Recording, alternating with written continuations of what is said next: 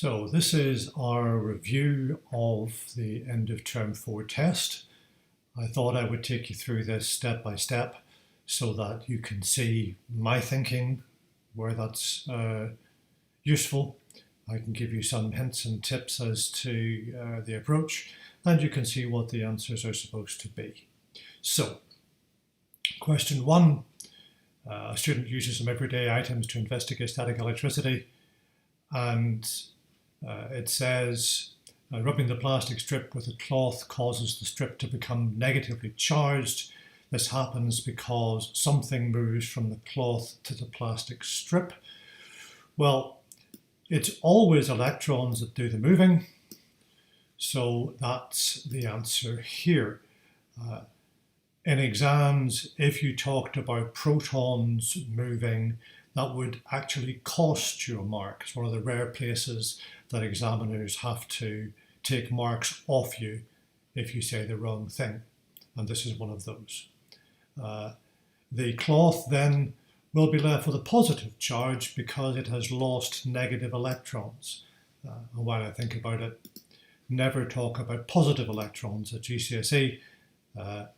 They do exist, but don't talk about them because, again, in this context, positive electrons could lose you a mark. Not just not gain you one, but lose you one. So, when the plastic strip is hung over the wooden rod, the two halves of the strip move equally from each other, equally away from each other.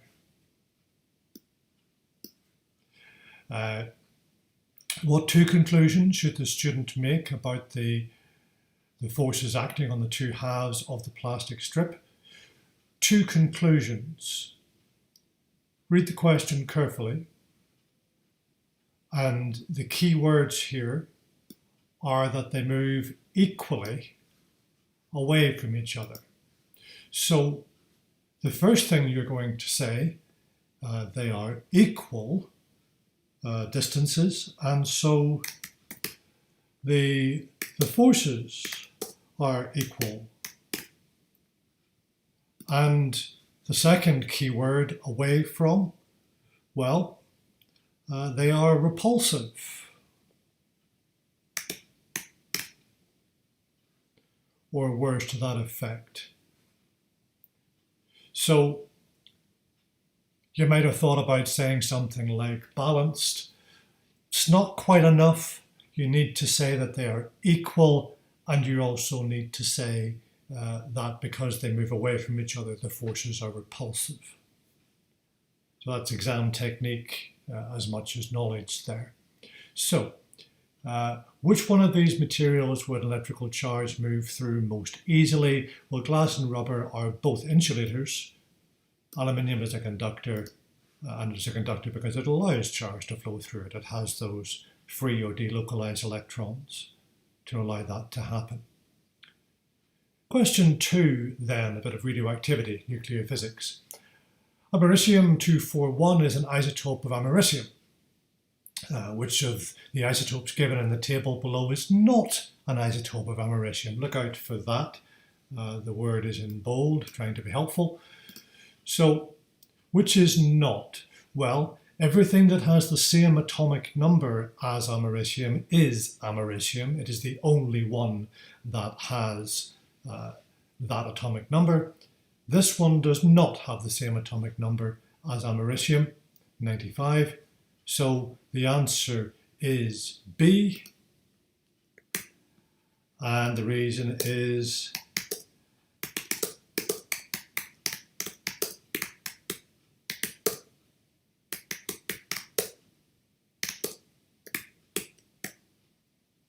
it is a different atomic number. The mass number of these two is the same.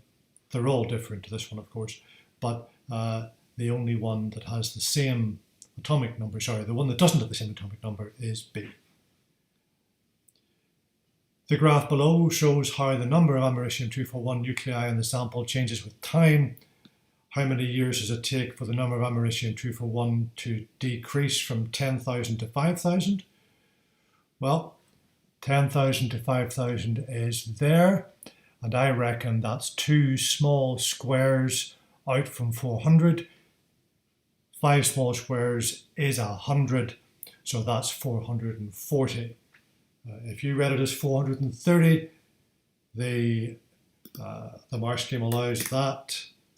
I read it as 440, so that's fine. Between 420 and 440 is what is required there.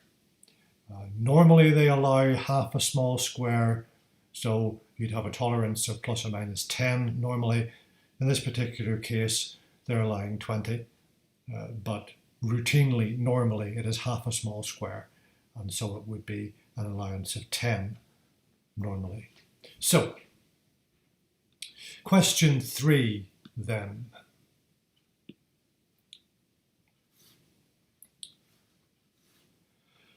Before starting this experiment, the student drew a graph of what they expected the pattern to look like. Describe it. Well, graph A is a straight line through the origin. And see, there's 2 marks for this. So if you say proportional,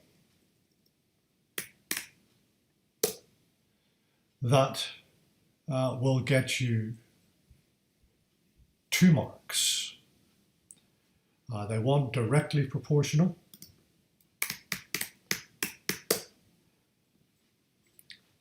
If you say linear, if you say as time increases, the temperature increases, these are worth 1 mark, but directly 1 mark, proportional 1 mark. Part 2 then, the student measures the room temperature. He then switches the heater on and measures the temperature of the block every 50 seconds, and this is the graph he got. Now, this graph shows a lower rise in temperature after 300 seconds compared to what he had expected. So, why might that be? Well, there's a number of reasons that you could give here. And I'm just going to bring the answers over rather than writing them all out again.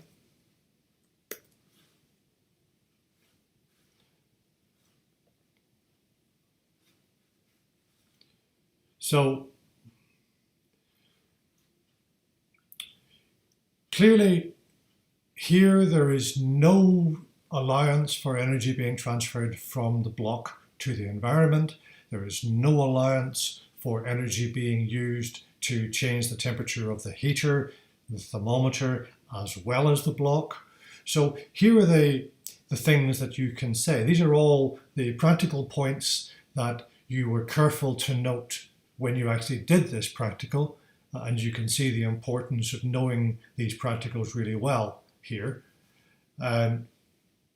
So energy transfer from the block to the surroundings. Sun energy is used to warm the heater or the thermometer. You can't get credit for saying both of those, one or the other will do. The energy transfer to the surroundings is largely because the block isn't insulated. So you can say the block isn't insulated and therefore you have energy transfer to the surroundings. That's fine, that's 2 separate points, although they are related. You're making 2 separate points with that. And so there it is. I think I've copied those in twice. So, one reason that's generous in the sense that in reality, if you're asked about a required practical, you'd be expected to give a lot of detail. So if you're not able to give all of the reasons here, you need to do some work on that because you need to be able to give all of the reasons. It's not going to be a 1 mark question you're going to get here. It's going to be a 6 mark question. So just bear that in mind. The power of the heater is 50 watts. Calculate the energy supplied in 300 seconds. Well, the way you're going to be thinking here is 50 watts is 50 joules per second. So in 300 seconds, we have 50 times 300, and that gives us 15,000. And we have the units over here already, so that's fine. 15,000 joules. So there's 2 marks for this. 1 mark is for the 50 times 300. 1 mark is for the 15,000. The student uses the same heater to heat blocks of different metals, each time the heater is switched on for 300 seconds. So which one of these will heat up the most? And you're told the specific heat capacity. Now this is about understanding what this means. So it takes 900 joules to raise the temperature of 1 kilogram of aluminium by 1 degree C, whereas it only takes 130 joules to raise the temperature of 1 kilogram of lead by 1 degree C. And so if you supply 15,000 joules, the lead will heat up most. Lead. And of course, the reason is, as I said, each degree C needs less energy. And you'll notice that the question tells you that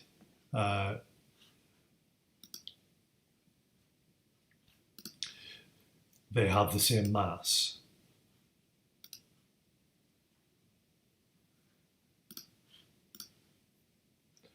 Okay, so that is question 3. Question 4 then. The figure below shows a balloon filled with helium gas. Describe the movement of the particles of the helium gas inside the balloon. 2 marks. So we need to say 2 things about the movement. What do we know about gas molecules? Well, we know that the motion is random. They're bouncing around in no particular direction. There are gas molecules moving in all directions. And what else do we know? Well, this is a little bit harder, I think, and very often these 2-mark questions are like that. The first mark is obvious, the second one is less obvious. So what else do we know about the motion of gas molecules, apart from their direction? And I'm going to say direction there. What else do we know? What else could we talk about in terms of the movement? We could talk about direction. We could talk about speed. Do we know anything about the speed? Well, we know it's going to be different for different gas molecules. And we know that because the temperature of the gas is a measure of the average kinetic energy, which means some are faster than others. So they have different speeds.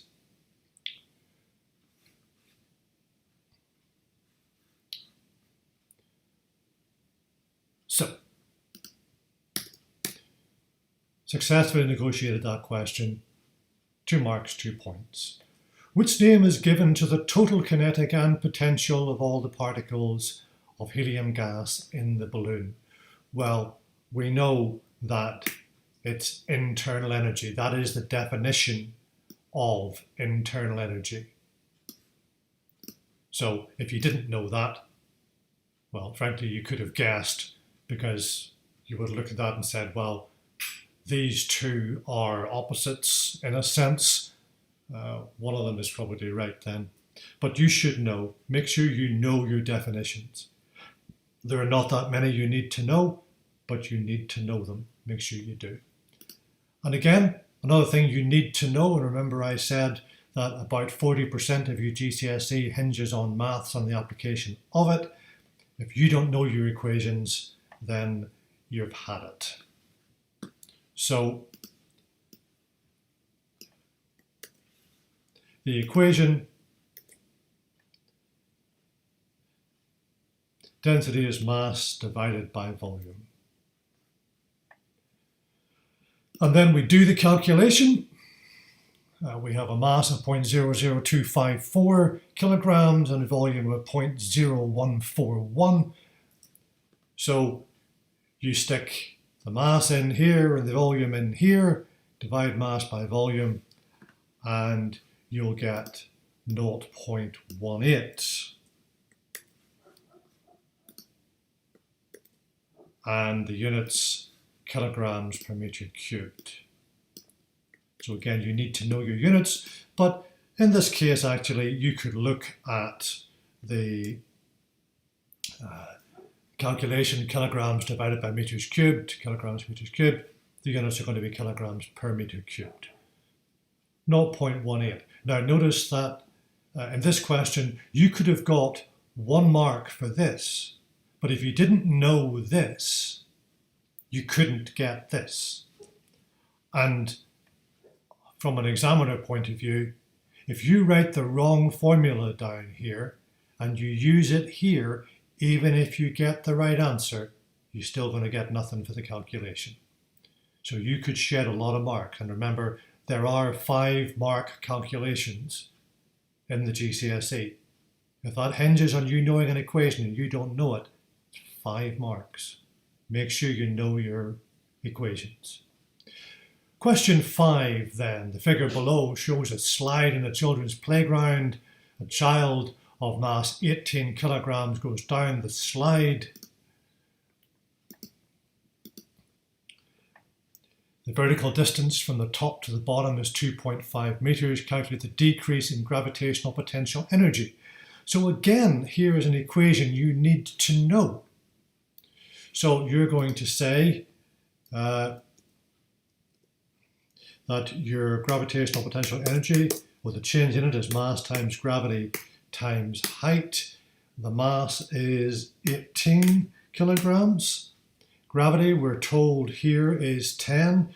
You'll be using 9.8 in the GCSE, but the question says 10, so we'll go with that. And 2.5 meters. So multiply all that together and you'll get 450. And the units down here, they're given to you already, joules. So 2 marks, but if you don't know your equation, nothing. The slide is made of plastic. The child becomes electrically charged when he goes down the slide. Explain why. And here we have 2 marks. Now, there could be more than 2 marks for this question, but what have we got? Well, we have friction between the slide and the child's clothes.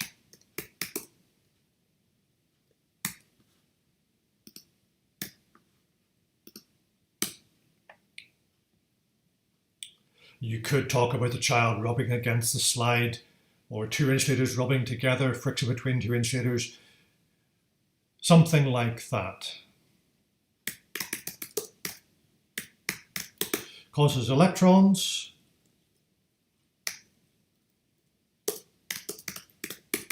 to transfer. Now at this point, I'm looking back at the question and I'm asking myself, do I know which of these 2 becomes negative? And I don't. It just says the child becomes electrically charged. So I don't have to say in which direction the electrons are moving, just that electrons are moving.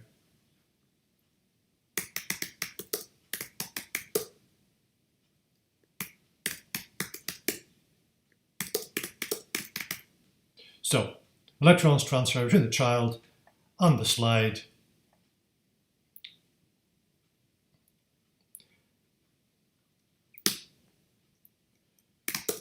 So 1 gains electrons becoming negative, or of course the other loses electrons becoming positive. So these are the 2 marking points that the mark scheme is looking for. This is perfectly valid, perfectly reasonable. If you've said that, it's good. So, going down the slide causes the child's hair to stand on end. What conclusion about the electrical charge on the child's hair can be made from this observation? Well, If they are standing on end, the hairs are repelling each other. So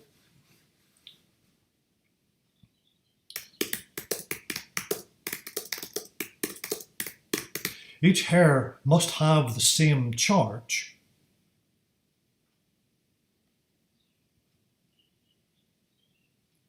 Let's make that really specific. Same sign, all positive, all negative.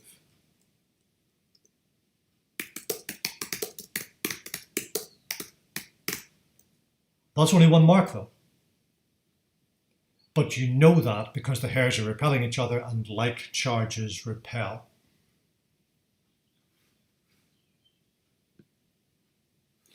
So there it is. Why would the child not become electrically charged if the slide was made of metal? Well, my thought is, I'll stick this in here.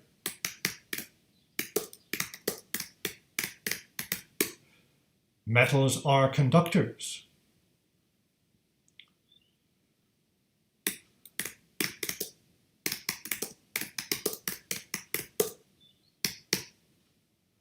Charge would flow through it.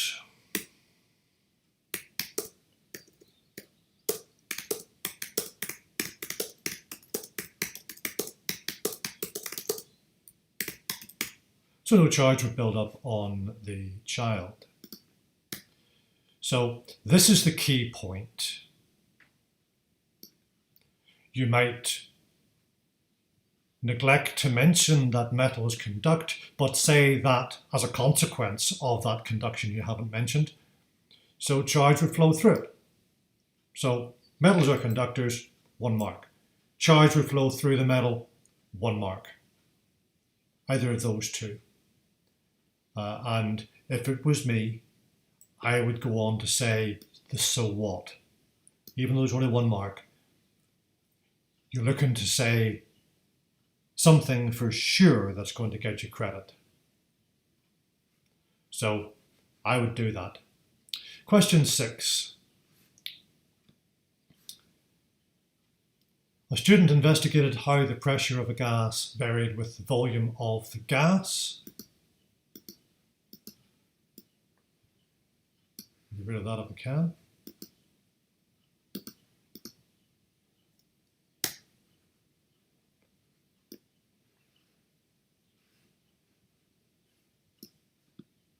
Can't seem to, okay. The student investigated how the pressure of the gas varied. What's the resolution of the syringe? Well, you can see on your own copy, the resolution is the smallest scale division that you can read, and so the answer is 1 centimetre cubed. You might reasonably argue you can read to half a scale division, but 1 centimetre cubed is a safe answer there. The student compressed the gas. What conclusion can the student make from the data in the graph? Well, this is an inverse proportion graph. That's what it is.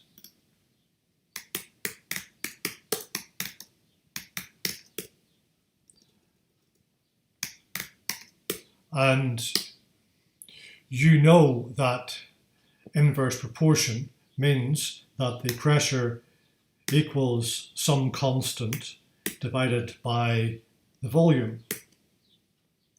So you know that pressure times volume will give you some constant. That is to say, it will give you the same answer every time.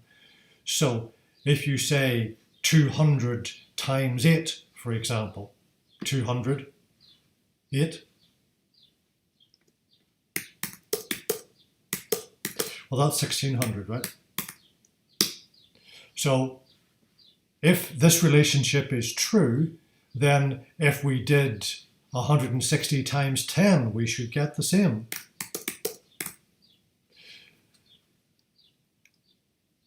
And we do. Now, 2 point matching probably isn't quite enough. So If we looked at 180 and 8.8,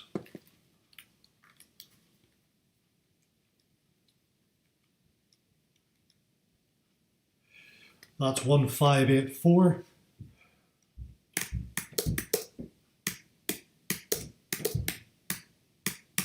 And that's approximately equal to 1600. If you did each of these to 2 sig figs, you'd get 1600. So I would always try and do 3. The mark scheme asks for 2. This is not necessary from the point of view of supplying the answer. It's just me explaining where we're coming from.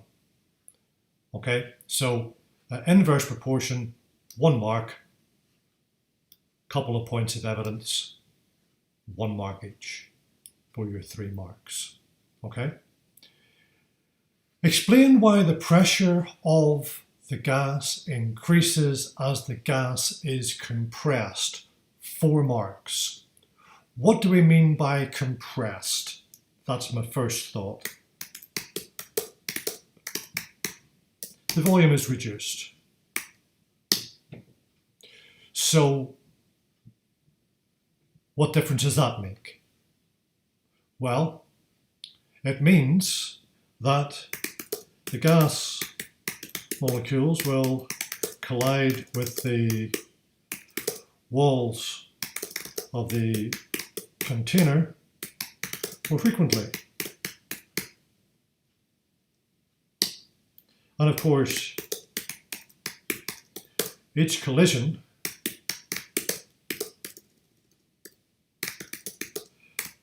exerts a force on the walls. So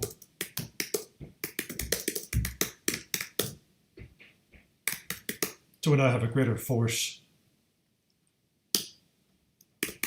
and pressure equals force divided by area.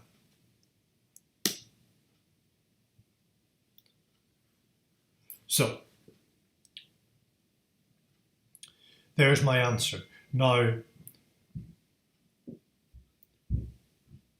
once we have done momentum, you'll be able to give a better explanation here, because really the force is down to the rate of change of momentum. When we come back to that, you'll have a better, complete answer to this question. But right now, that's where we're at. So, the volume is reduced, 1 mark. Gas molecules collide more frequently with the walls of the container, 1 mark. Each collision exerts a force on the walls, so we have greater force, and pressure is force over area. 1, 2, 3, 4, 5 points. 4 of those for 4 marks. Final question. So, final question then, question 7. The atoms of the isotope bismuth-212 decay by emitting either an alpha particle or a beta particle. The equation represents what happens when an atom of bismuth-212 decays by beta emission into an atom of polonium-212. The bismuth atom and the polonium atom have the same mass number. What is the mass number of an atom? Well, that is the total number of protons and neutrons in the nucleus.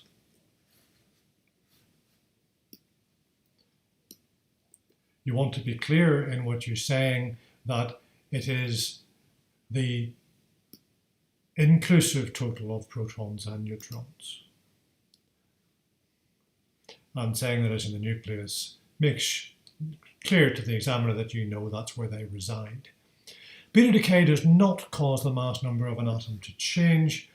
Well, the reason that happens, of course, is that a neutron decays into a proton and an electron, so overall the mass stays the same, because what you're doing is changing a neutron into a proton, so the total number of protons and neutrons hasn't changed.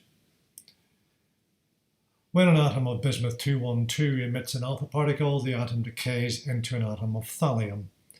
An alpha particle is the same as a helium nucleus. The symbol below represents an alpha particle. The equation below represents the alpha decay of bismuth 212. Complete the equation by writing the correct numbers in each of the two boxes. So balancing nuclear equations, you're saying the number over here and these two added together have to be the same. The number over here and these two added together have to be the same. So this has to be 4 less than 212. It has to be 208. And this has to be 2 less than 83. It has to be 81. I can't actually write in these boxes. It is impossible for the alpha decay of bismuth 212 to produce the same element as the beta decay of bismuth 212. Well, the explanation is, of course, that the number of protons, or the atomic number, is what dictates the element. And because alpha decay and beta decay are as a consequence of a different number of protons being lost or gained. With alpha, you lose 2 protons. With beta, you end up gaining 1, a neutron becoming a proton. So it's simply impossible that you could end up with the same element. Starting with the same parent nucleus, you could not end up with the same element via alpha and beta decay.